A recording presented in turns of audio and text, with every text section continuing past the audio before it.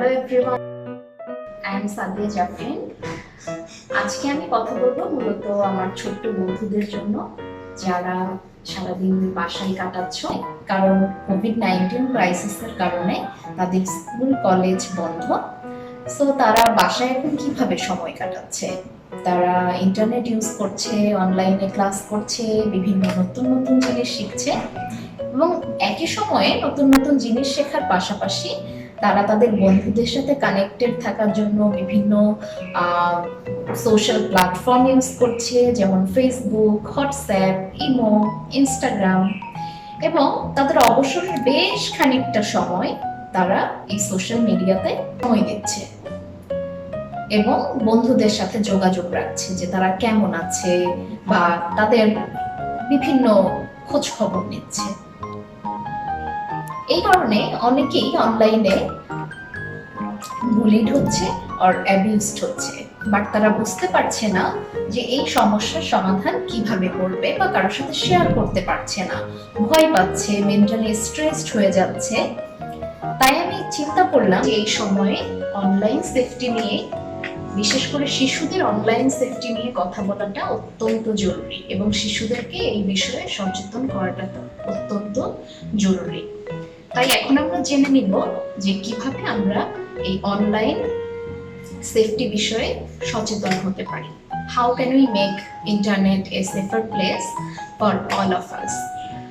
So প্রথমেই আমাদের কি করতে হবে?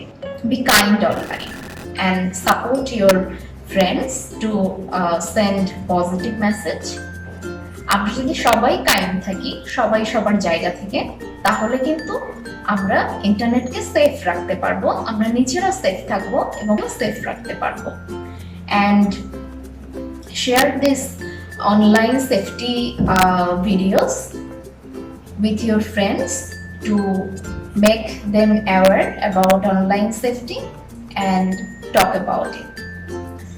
And also check your settings and password. তোমার পাসওয়ার্ড যদি এমন হয় 1 2 3 4 5, so change it right now because it's not safe. So তুমি তোমার পাসওয়ার্ডটি এমন ভাবে দেওয়ার চেষ্টা করো যেটা in combination with numbers or symbols, so make it little bit complex. And also remember, it starts with you. Don't share any rumors. And also any photos or message যেটা তোমার বন্ধুকে হার্ট করে অথবা embarrassed করে. So let's make the difference. Let's join together to end violence online. So now time for action. So এই ভিডিওটা শেষ করেই আমরা যে কাজগুলো করব। First, if you think you are being bullied, then reach out to someone you trust. তোমার যদি মনে হয় যে তুমি বুলিড হচ্ছ, তাহলে তোমার কাছের এমন কাউকে বেছে নাও যাকে তুমি সবচেয়ে বেশি বিশ্বাস করো এবং তার সাথে তুমি এটা শেয়ার করো। And if you think you have seen your friends are also being bullied, ask them to do same thing. So also share your stories যে তুমিও তোমার কাছের মানুষের সাথে এটা শেয়ার করেছো। And if you think যে তোমার কাজ বা তোমার অ্যাক্টিভিটিস গুলোতে কেউ বুলিড হচ্ছে অথবা embarrassed ফিল করছে, stop it right now and be the change. এখানে আসলে খারাপ লাগার কিছু নেই যে তোমার কারণে কেউ embarrassed ফিল করছে, কারণ তুমি বুঝতে পেরেছো যে তুমি ভুল করছো। So be the hero. So তুমি তোমার অ্যাক্টিভিটিস গুলোকে চেঞ্জ করে নাও। And now আমাদের সবসময় 4টি জিনিস মনে রাখতে হবে, যে 4টি জিনিস হচ্ছে think before you accept. যদি কেউ তোমাকে ফ্রেন্ড রিকোয়েস্ট পাঠায়, don't feel stressed or pressure to accept that friend request. আমাদের মধ্যে এমন প্রবণতা আছে, আমরা যারা নতুন সোশ্যাল মিডিয়ার বিভিন্ন প্ল্যাটফর্ম ইউজ করছি, আমরা ফ্রেন্ডদের সাথে কম্পিটিশন করি যে কার কতজন ফলোয়ার আছে, কার কতজন ফ্রেন্ড আছে, কার পোস্টে কতগুলো লাইক হচ্ছে, কমেন্ট হচ্ছে, শেয়ার হচ্ছে। সো এই কারণে আমরা ফ্রেন্ড বাড়ানোর জন্য অনেক ব্যস্ত হয়ে পড়ি। Don't do that.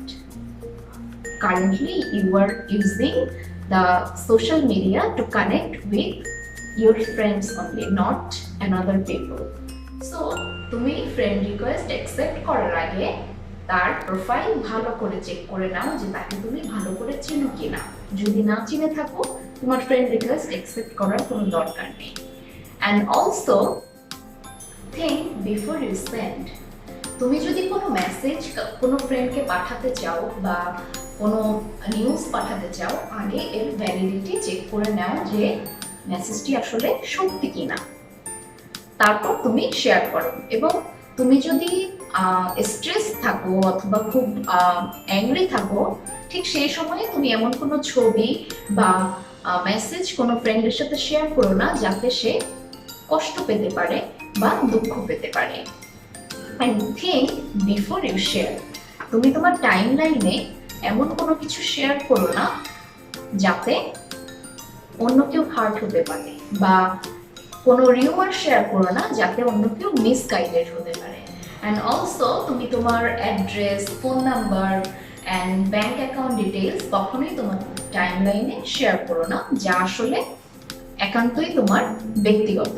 And also তুমি তোমার প্রাইভেট সেটিং আপ চেক করে নাও যাতে তোমার ফ্রেন্ড ছাড়া অন্য অপরিচিত কেউ তোমার ইনফরমেশন নিয়ে নিতে না পারে।